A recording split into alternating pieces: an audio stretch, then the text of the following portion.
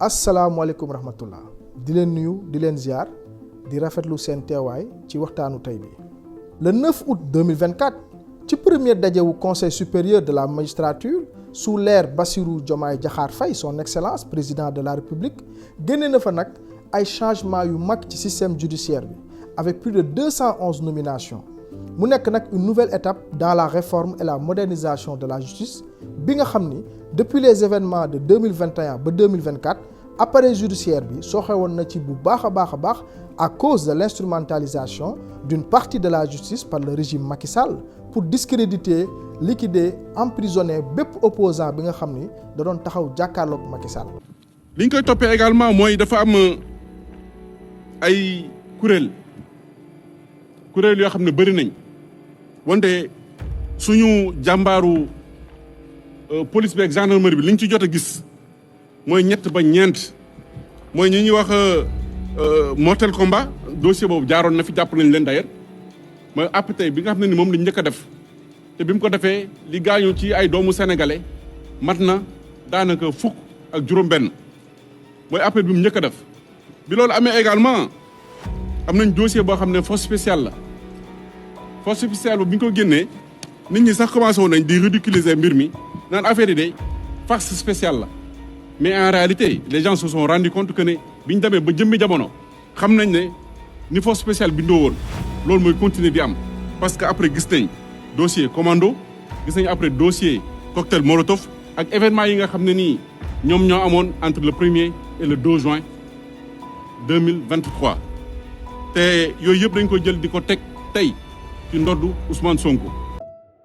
événement yooyu taxoon ba perception bi nga xam ne population bi daf ko amoon ci justice am mu dégradé wu bu baax a baax. nomination yi nag nekk na une décision audacieuse biy firi volonté président de la république pour restaurer une justice rendue au nom du peuple sénégalais.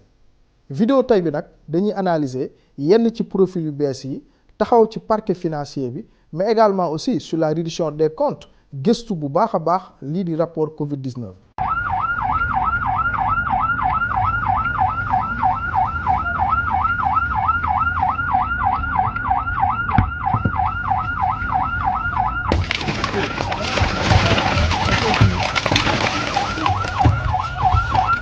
Sauf si je suis en état d'arrestation. Voilà.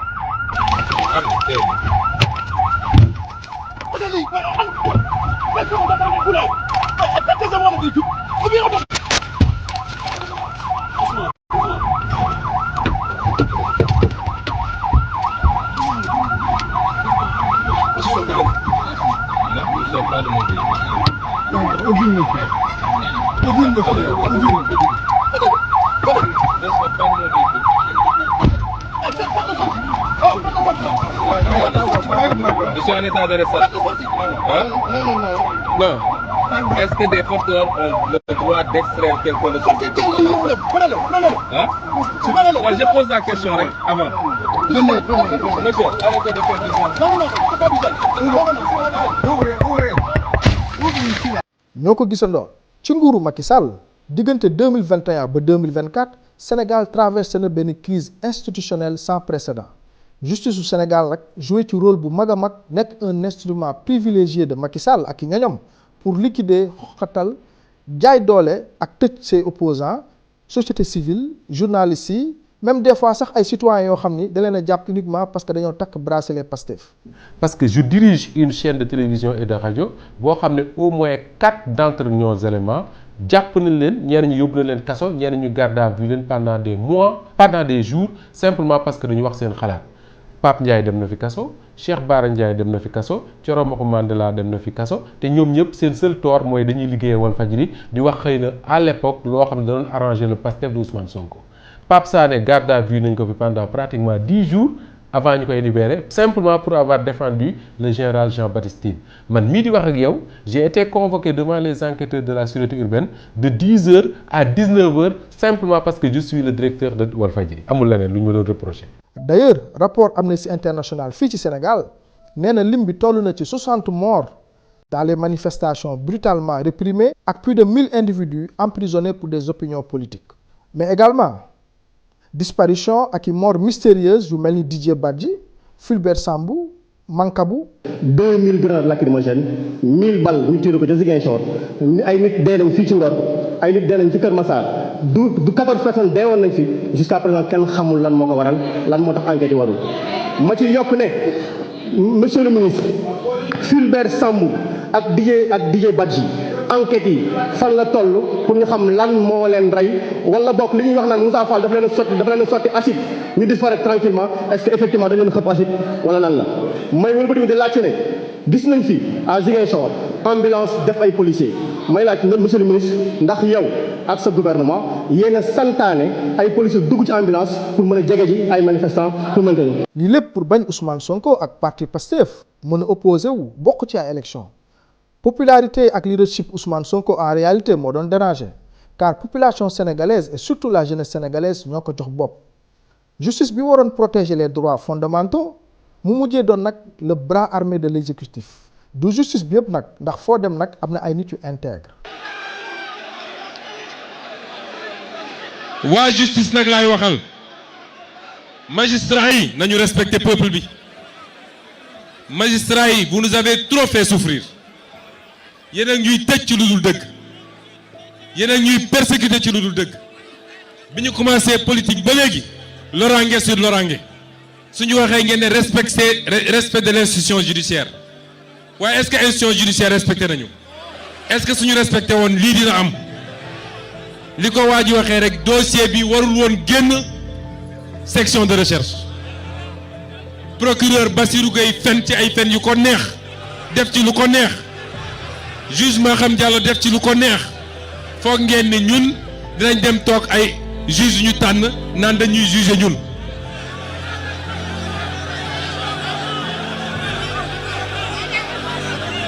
magistrature ci réew mi ngeen dëkk ki leen di garantir ni mun na leen assurer sécurité kon danañu ut derrière chaque maison de magistrat derrière chaque famille de magistrat nañ fa teg une armée li ma wax nag tekkiwul ni magistrat yëpp noonu la ñu mel am na ci ñu ci def seen liggéey correctement waaye ñiy def lu dul yoon ba pare foog ni mun nañ ci mucc su réew mi tàkkee nañu xam ne dañuy nax seen bopp. Février 2021 l'affaire Adji Sarr mu nekk un complot orchestré de toutes pièces pour éliminer et discréditer Ousmane Sonko l'opposant. Le 3 mars 2021, Sonko est arrêté alors qu'il se rendait au tribunal pour répondre à une convocation. Il est accusé de trouble à l'ordre public. Après avoir refusé de modifier son itinéraire en raison d'une interdiction de manifester, conséquence immédiate ci arrestation wu Ousmane Sonko mu daal di déclencher ay manifestations violentes dans plusieurs quartiers de Dakar mais également partout au Sénégal. Parce que ñoom dans leur jeu lañu Serigne Bassirou ak Moussa Fall waxoon moo di bu ñu convoqué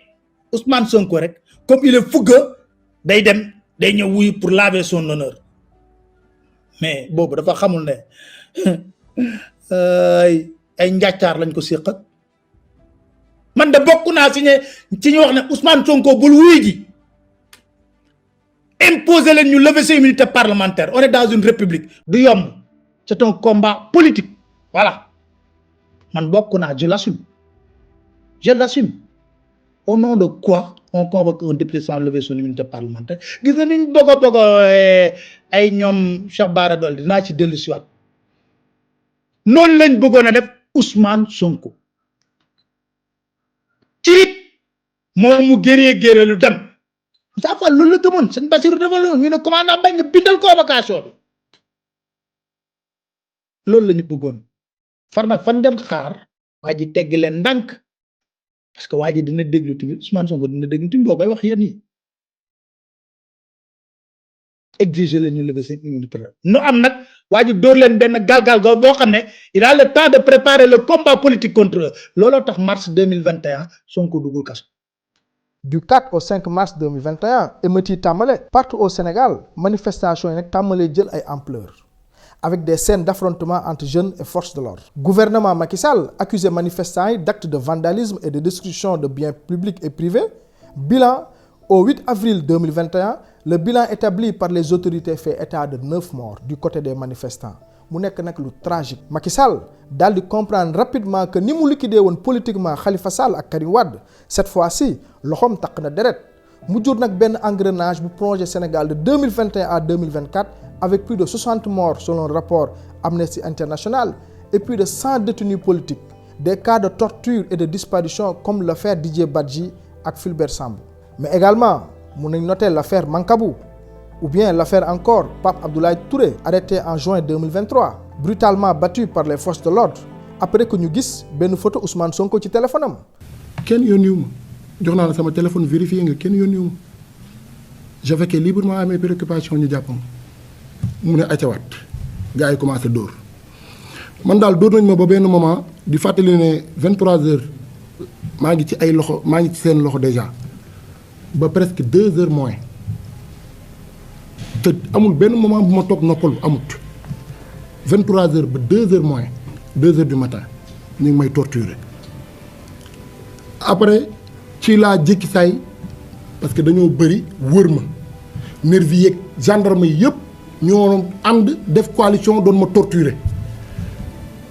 donc ñi wax ni Pape Abdoulaye Touré ay nervi ko torturer ils n'ont pas wax nañ dëgg ñi wax ni tamit Pape Abdoulaye Touré ay gendarme ñoo ko torturer wax nañu dëgg ndaxte ñaari identité yi ñoo def coalition doon ma torturer biñ may dóor flash yaa ngi tàkk gisatuma dara parce que projecteur yi sama bët bi man daal maa ngi baare rek man daal maa jékki saay gis xaaju birig buñ ma sànni mu jóge ci ginnaaw gendarme yi ñëw ci man moo waral sama bopp bi xaroon biñ ma dóoree birig bi ma tombé dans l'inconscience ma xëm li ci gën a metti mooy bi ma xamee taxul ñu arrêté taxul ñu tiit taxul ñu raf dañu profité ci xëm boobu ma xëm ñu dóor ma ay monote mooy monote yooyu ngeen di gis ci image yi seere monote yi te période bu ñu may monote fekk na damm na monote yeeg damm yu lañ boole seere ko bu mu dëgër monote ma par derrière monote wuñ ma sax devant kon ma mën a protéger wu par derrière lañ ma monote am nag accès total ci sama tête ci sama kanam ci sama bopp ak ci sama ay articulation. Mais également le président actuel son excellence Bassirou Diomaye Diakhar Faye moom tamit jàpp nañ ko pour un simple post sur les réseaux sociaux critiquant le régime arrestation bu violente ñu seetaani vidéo bi. Donc y a pas de mandat de conduite, y a pas de mandat d'arrestation. C'est une convocation qu'on vient de lui remettre. Voilà, c'est bon. Convocation ou arrestation? Non, de cette comparaison des réceptions. Voilà. Donc nous considérons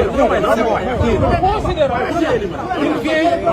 de faire l'objet d'une arrestation arbitraire. Non, c'est toujours en présence de ses avocats. Mais il a ses avocats avec lui. Il a ses avocats avec lui. Vous pouvez lui opposer votre force. Non. Mais nous n'avons pas reçu de mandat. Nous n'avons pas vu de mandat.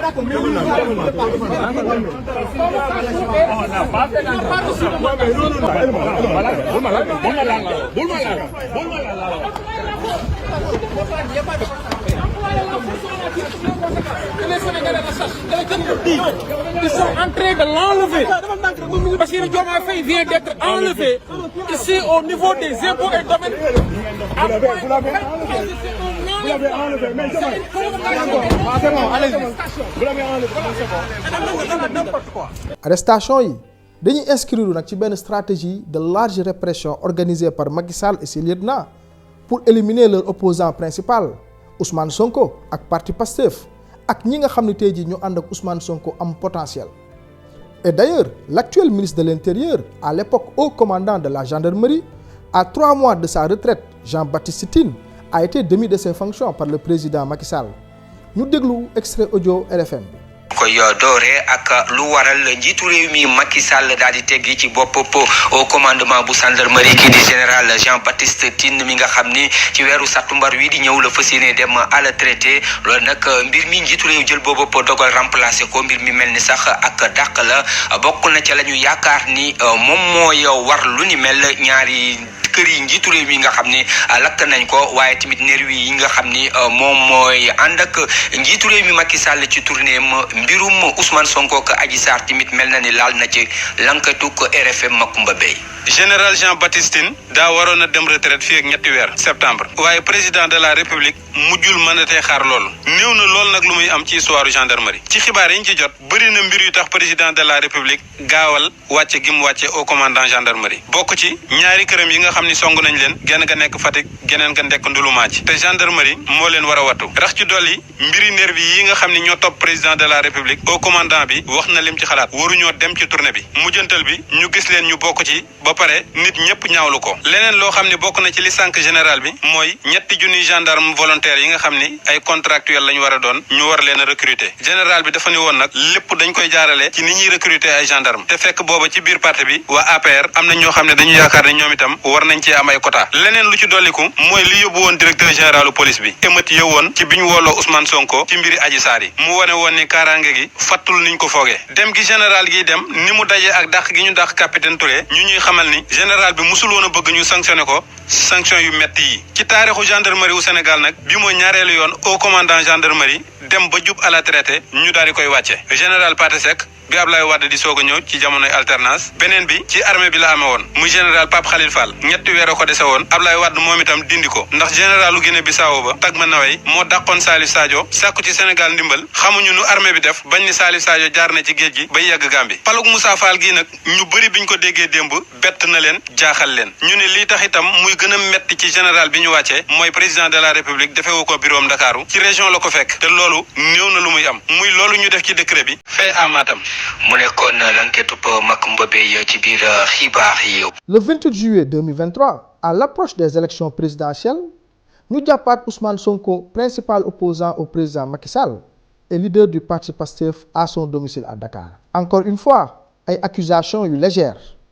Sonko cette fois-ci est accusé de vol de téléphone portable et appel à l'insurrection. Accusation yu bees yi nag daal di yokk ci accusation de viol bi nga xam ni moo ko doon topp depuis 2021. mu jur nag de nouvelles tensions politiques. Arrestation bi nekk une tentative de l'écarter de la scène politique définitivement ndax charge yi nga xam ne moom la ko bëggoon sëf bu taloon ci kawam aujourd'hui Ousmane Sonko mën a toog 20 ans de prison te kenn du ko mën a génne. Le lundi 31 juillet 2023 le gouvernement sénégalais annonce la dissolution du parti PASTEF, le parti de Ousmane Sonko. xeex bi nag newuloon rek entre Macky Sall ak Ousmane Sonko képp koo xam ne aussi nekkoon nga lieutenant Macky Sall fexe nga teg yow tamit sa côté stratégie pour liquider Ousmane Sonko. mun nañ fàttaliku l'affaire Mame Mbaye Niang. Cour suprême le jeudi 4 janvier daal di confirmer la condamnation prononcée en mai dernier par la cour d'appel à 6 mois de prison avec sursis pour diffamation au ministre Mame Mbaye Niang. Décision bi moo tax Ousmane Sonko mënul présenter wu aux élections présidentielles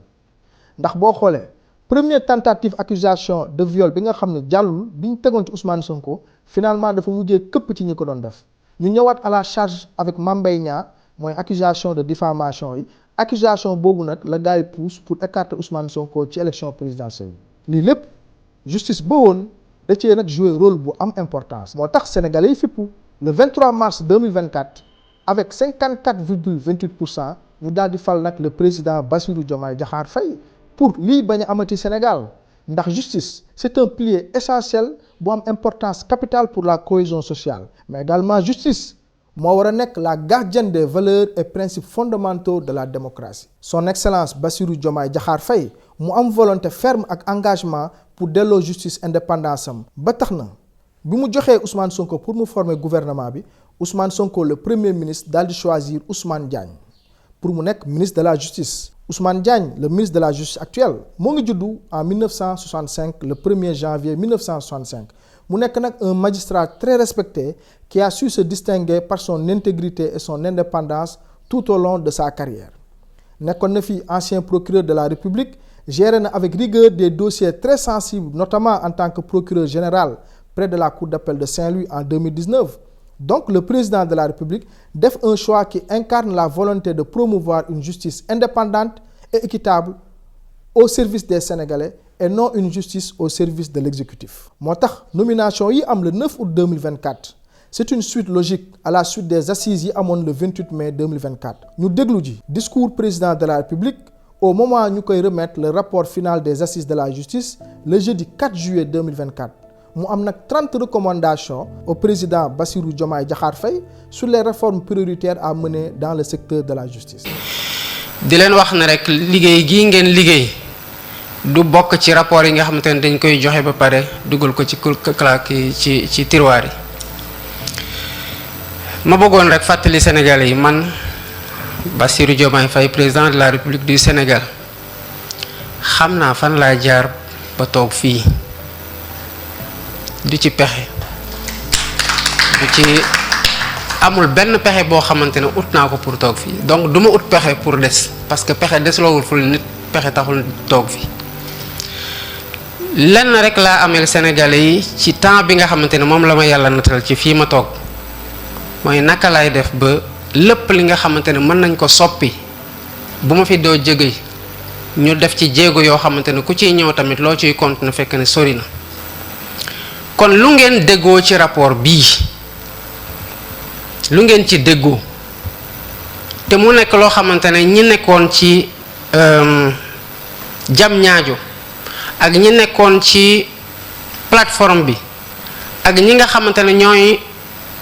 kuréel yi leen yónni wala ñu teewal leen foofu juboo nañ ci loolu mën ngeen commencer dès demain di xool naka ngeen defee matérialisation réforme yooyu. donc nomination yi du ay nomination promotion ou ay nomination sanction mais juste c'est le triomphe de la vérité et de l'intégrité ndax képp kuñ ci fal sa parcours sa expérience ak sa intégrité moo tax ñu fal la ñu taxaw ci le nouveau procureur de la République Ibrahima Ndoye ñu nommé ko procureur de la République du tribunal de grande instance hors classe de Dakar. La décision nag a été prise lors de la réunion du Conseil supérieur de la magistrature le 9 août bi passé. Ibrahima Ndoye une des valeurs sûres du ministère public sénégalais ñu ràññee ko ci professionnalisme ak intégrité ci dossiers yu sensibles yi. nekk na parquet de Thiès comme substitut du procureur de la République puis premier substitut du procureur de la République. En 2009 ñu affecté ko Dakar en tant que substitut du procureur de la République mu daal di fay traité nag avec succès ay dossiers yu complexes et médiatiques. Mbécc Tune yàlla na ko yàlla yërëm amoon na doole trop. te jàppoon nañ ni quel que soit luñ koy mën a reprocher également pour jàpp ko dina métti trop au Sénégal. mais moom il avait dit que voilà justice la. et daf fi nekk pour tout le monde. moom également moom moo defoon loolu. donc fépp fu mu jaar amoo fenn fu nga xamante ne gàkk boo ko mën a drôleel. donc kooku nag moom moo nekk tey le procureur de la République bu Dakar. ci dossier yi mës a traité mun nañ ci ràññee en 2011 l'affaire des chantiers de Thiès affaire bi nga xam ni da doon impliqué l'entrepreneur Bara Tall accusé de mauvaise gestion dans le cadre des chantiers publics de Thiès. Intervention Ibrahima Ndoye malgré la pression de sa hiérarchie judiciaire pour ñu condamner de manière très sévère Bara Tall, Ibrahima Ndoye a suivi les injonctions du parquet. Position bi mu am contribué na à l'acquittement de Bara Tall, marqué par une relaxe prononcée par le tribunal correctionnel de Dakar. Également aussi en 2011, l'affaire Médina Salam affaire bi nga xam ni moo doon concerné double meurtre survenu à Médina Salam ci affaire Cheikh Béthio Thioune. En tant que procureur de la République par intérim à Thiès, Ibrahima Ndoye a fait appliquer la loi avec rigueur. ki nga xamante ne boo demee bu procureur général. mooy le procureur général bu cour d'appel qui remplace Ibrahima Bakhoum. kooku tamit moom mooy Mbacké Fall. kooku tamit ku ñu ràññee la ci jaar-jaaram. si ñu ko xamul moom moo nekkoon le procureur spécial ci affaire Hissène Habré. moom kooku moo nekk procureur général présentement nii.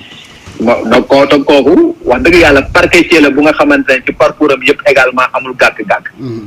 te depuis affaire Hissène Habré bi. même à travers le monde expertise am dañ koy laaj mais ba cour de la haie. voilà parce que expérience boobu Sénégal am dafa nekk ñu nga xamante ne dañ koy saytu parce que c'est la première fois en Afrique. ñu jugé benn président africain ci crime contre l'humanité te moom mooy ki nga xamante ne moo géré woon dossier bi. kooku nag tey moom mooy le procureur général près la cour d'appel moom moo remplacé Ibrahima Bakhoum. boo leen seetloo président Bassirou Diomaye Diakhar Faye ci jubal jubanti bi la teg nomination yi képp ku ñu fal rek c'est parce que carrière bi nga am ak sa jaar-jaar ak sa intégrité moo tax ñu teg la place bi nga am. également dans le cadre de la reddition des comptes dañoo mettre en place le pôle judiciaire financier lancé en juillet 2024 marqué na benn étape cruciale dans la lutte contre la criminalité économique et financière au Sénégal moo succédé wu cour de répression de l'enrichissement illicite maanaam CREI mu nekk nag benn organe buy concentré wu sur les affaires de corruption au détournement de fonds publics au blanchiment d'argent avec une approche axée sur la rigueur et la transparence ay magistrats spécialisés ñoo ko composé Le pôle judiciaire financier dafay répondre à un besoin urgent de justice efficace capable de restaurer la confiance du public et d'assurer une gouvernance transparente. Mission yi mu am mooy lutter contre la corruption, mooy enquêter sur les affaires de corruption en ciblant particulièrement les hauts fonctionnaires et les responsables publics. Mu am aussi tamit ci ay mission la gestion des détournements de fonds, y compris celles liées aux projets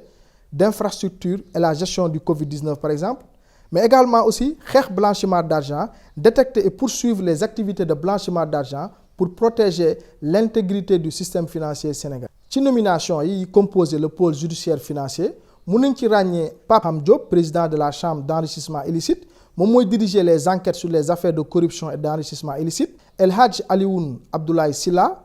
procureur de la République financier, assisté par Abdoulaye Diouf et Ibrahima Faye, ñoom ñooy superviser les enquêtes et veillent à l'impartialité des poursuites judiciaires. Yaakaar bi ñu am ci nomination yi ci sunu kanam mooy tabax réew moo xam ni képp ku ñu dénk poste wala nga nekk un fonctionnaire de l'État wala nga nekk un haut fonctionnaire nga war a nag taxawal jubal jubanti. Liggéey yu am solo yi nga xam ni moo nar a xaar le pôle judiciaire financier bokk na ci nag la reddition des comptes. Plus de 75 rapports yi nga xam ni IGE, OFNAC, Cour des comptes publié nañ ko récemment nekk ci table procureur bi ci gën a fës le rapport Covid-19 par exemple. Rapport Cour des comptes bi ñu ko saytoo gis nañ ci jàng nañ ci une série d'irrégularités choquantes mettant en lumière la mauvaise gestion, ay détournement de fonds ak ay pratiques de surfacturation à grande échelle. Alors que le pays traversait une crise sanitaire sans précédent, sénégalais yi di dee, sénégalais yi dajale seen xaalis, état du Sénégal ak ay ressources destinées pour soutenir les populations, mais malheureusement l'argent a été largement détourné, exposant un réseau de corruption enraciné au cœur de l'administration sénégalaise. Mun nañ taxaw ci le cas de surfacturation sur le prix du riz. Le ministère du développement communautaire, de l'équité sociale et territoriale, dont Mansour Faye nekkoon le ministre, du 7 avril 2019 au 1er novembre 2020, le ministère daa def acquisition de riz brisé non parfumé dans le cadre de la riposte contre la pandémie de Covid-19. Audit Cour des comptes bi dafa révéler ay surfacturation yu rëy dans le prix de l'achat mu dépassé les prix homologués par l'État du Sénégal. L'arrêté numéro 007-111 du 22 mai 2013 moo fixé le prix de la tonne de riz brisé non parfumé chez les grossistes à 245 000 francs CFA. Les frais de manutention étant de 5 000 francs par tonne. Le prix total s'établit donc à 250 001 francs par tonne. Mais le ministère du développement communautaire, de l'équité sociale et territoriale bi nga xam ni Mansour Faye moo ko jiite à l'époque ñoom cependant dañoo fixer le prix d'achat à 275 000 francs au lieu de 245 000 francs CFA. Prix bi nga xam ni état du Sénégal moo ko homologué par tonne mu nag entraîné benn manque à gagner bu toll ci 24 999 par tonne. Donc le surplus facturé maanaam surfacturation bi boo ko xaymaa nombre de tonnes de riz yi ñu jënd boo ko xaymaa surfacturation bi moo ngi toll ci 2 749 927 498 francs. D'ailleurs récemment indi woon na sax problème entre Mimi Touré et Mansour Faye. sa diggante ki fi nekkoon ministre yi jamonoy président Macky Sall di Mansour Faye dafa mel ni plainte dox na si diggante bi de te war ngeen a layoo. waaw mais plainte bi j'espère que dina ci boole tous les députés yi nga xam ne bindoon nañu. pour que 10 ministres ñëw wuy si haute cour de justice. moom ci la bokkoon ak la ko rapport IGE wax kon war na leen a boole ci plainte bi quoi. mais comme je dis c'est quand même le monde à l'envers maanaam moom mi nga xam ne moo war a uy ji moom mooy porter plainte waaye bu boobaa danañu layoo ndax li ma wax moom la Sénégalais yëpp wax. moom la député yi wax. moom la tout le monde wax. voilà maintenant nee na bu nekk ay sénégalais ñoo koy wax tey tontu na si l'observateur ne bu nekk ay sénégalais rek ñoo koy wax mun na bàyyi mu jàll waaye ku mel ni yow dayoo bi nga am munta nangu nga koy waxal lu mel noonu. mais li ma ko waxal moom la ko conseil IGE waxal na dem lire rapport IGE moom la ko député yi wax pas seulement un ou deux y a toute une liste de députés jotuma ko signé parce que fekk na ñu dàq ma ci diggante bi. man ci sama wàllu bopp ba ma nekkee député ak mon collègue Guy Marius Sagna dañu bindoon une lettre pour que ministre yi ñëw expliquer sur le rapport parce que du lu bees du fi lu bees ngay xëy na bëgg naa fësal boppam et puis jiitu paquet ci barab quoi. ni ñu koy waxee. voilà mais moom xam na ne de toute façon yi questions yi yëpp dinañ ko leeral. ci rapport Cour des comptes bi mun nañ ci jàng monsieur Aliou Sow alors directeur de l'administration générale et de l'équipement maanaam mooy DAGE bi moo nekkoon DAGE ministère bi sortant la Cour des comptes nag mu daal di recommander l'ouverture d'une information judiciaire à l'encontre de monsieur Aliou Sow. mun nañ taxaw également sur le cas de madame Ndeye Kati Gadiaga ay entreprises yu bëri la am mu daal di nag gagné ay marchés publics bu ñu dajalee le montant total yi nga xam ne marché yi mu gagné toll na ci 15 milliards 578 millions. Cour des comptes nag daal di constater que ces entreprises ont bénéficié de marchés publics sans mise en concurrence, ce qui a permis à madame Ndeye Kati Gadiaga de fixer les prix d'acquisition élevés entraînant un manque à gagner significatif. Ce même rapport indique que l'absence de concurrence et de fixation de prix élevés ont conduit à un manque à gagner de 983,450 millions pour l'État sénégalais. ci rapport Covid-19 yi ministère yu bëri Cour des comptes da leen a épinglé bi ci njëkk mooy le ministère du développement communautaire de l'équité sociale et territoriale bi nga xam ni le ministre Mansour Faye di raqu Macky Sall moo ko jiite woon. problème yi ñu fi identifié mooy surfacturation sur l'achat de denrées alimentaires mooy les sacs de riz, des retraits en espèces non justifiés totalisant 399 millions de francs CFA, des retards significatifs dans l'acquisition et la distribution de denrées alimentaires, une mauvaise gestion des fonds destinés à la lutte contre le Covid-19 avec un impact direct sur l'efficacité des actions de soutien social. Le ministère de la Santé et de l'Action sociale bi nga xam ne Abdoulaye Diouf Sarr moo ko jiite woon à l'époque foofu tamit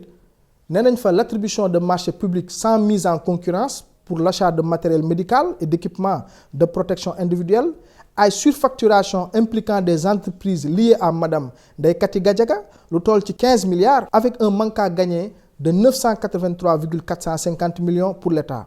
L'absence de traçabilité et de justification dans l'utilisation des fonds reçus, conséquence des pratiques compromettant la transparence et l'efficacité des réponses sanitaires. Également, ñu citer le ministère de l'urbanisme, de l'habitat et de l'hygiène publique bi nga xam ne Abdou Karim Fofana moo nekkoon ministre à l'époque. problème yi ñu identifié ci ministère boobu mooy l'utilisation des fonds force Covid-19 pour financer des projets d'urbanisme sans lien direct avec la gestion de la pandémie. conséquence mooy détournement des ressources yi nga xam ne dañ ko destiné woon pour faj sénégalais yi ressources yooyu dañ ko alloué pour des projets non prioritaires réduisant ainsi l'impact des fonds dans la lutte contre la Covid-19. ñu lim également ministère du commerce et des petites et moyennes entreprises bi nga xam ni Aminata Assome Diatta moo nekkoon ministre. ci ministère bi nag ay surfacturation sur le prix du riz acheté dans le cadre des actions de soutien alimentaire, des dépenses excessives pour l'acquisition de denrées essentielles avec des pertes financières importantes pour l'État. Cinquième ministère bi ñuy épinglé aussi mooy le ministère des finances et du budget bi nga xam ne Abdoulaye Daouda Diallo à l'époque moo ko dirigé woon. ci rapport bi nag nee nañu attribution de subventions sans justification adéquate, notamment dans le cadre du soutien aux entreprises touchées par la pandémie, attribution injustifiée de fonds favorisant des écarts significatifs entre les montants calculés et les montants octroyés. ministère yi ma lim nag ci rapport Covid-19 bi ils ont été au cœur des scandales révélés par le rapport. ku jël ak ku jëlul man damay ne tous les chemins mènent à Rome maanaam Cour des comptes moom au plan administratif et financier lañ audité def ay recommandations mais parquet financier mooy xóotal enquête bi pour identifier les responsabilités de chacun car tous ces marchés avant exécution am na ay réunion ay ordres laataa ñuy décider wala exécuter ndax nit mënta gagner marché bu toll ci 15 milliards par exemple comme le cas de madame Ndeye Kati Gadiaga te les hautes autorités yëguñu ko ndax ay cas de surfacturation wala détournement yu toll nii présomption d'innocence nag obligé nañu ñu déglu le pôle financier de 2012 à 2024 alal ji ñu luubal fii ci Sénégal buñ ko doon xayma li waroon tabax Sénégal daa mujjee dugg ci poche njiit yi fi newoon en plus ñu bàyyi ñoo benn bor bu toll ci 15 000 milliards ndax xaalis bii ngeen di dégg kenn may ñu ko dañu koo lebal nga ci gën a bëri fii nag la ñuy yem tey di leen gërëm di leen sant bala tëj nag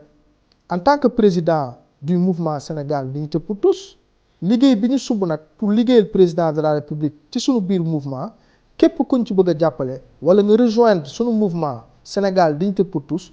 mun nga par WhatsApp envoyer ñu message ci numéro bii 77 469 01 01